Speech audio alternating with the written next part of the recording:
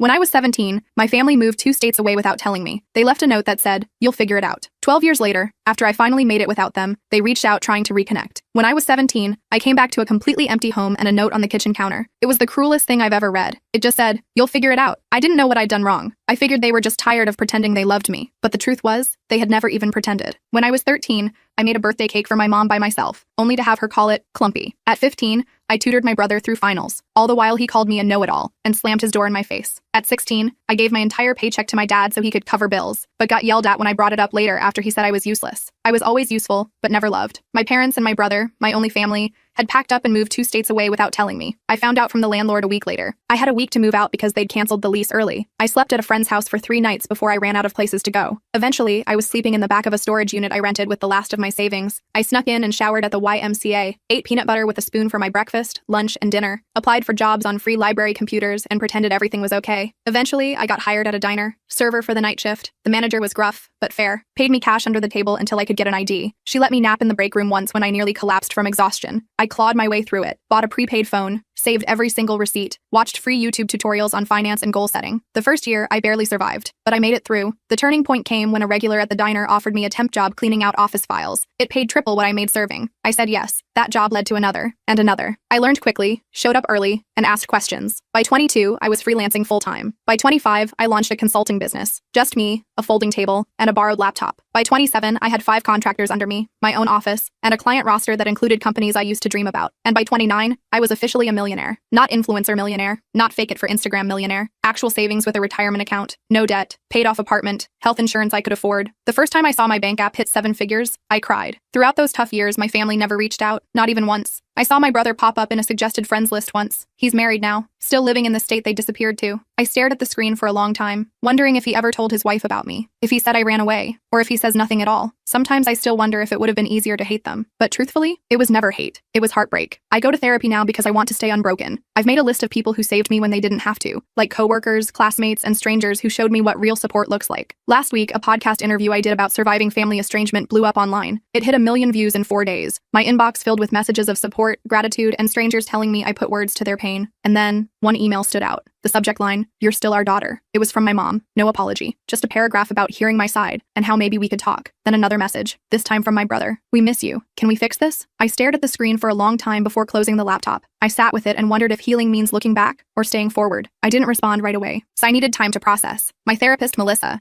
suggested I take at least a week before making any decisions. "Give yourself space to feel whatever comes up," she said during our session. "There's no rush to respond." So I did. I focused on work, went to the gym, had dinner with friends. Normal stuff. But those emails haunted me. I kept opening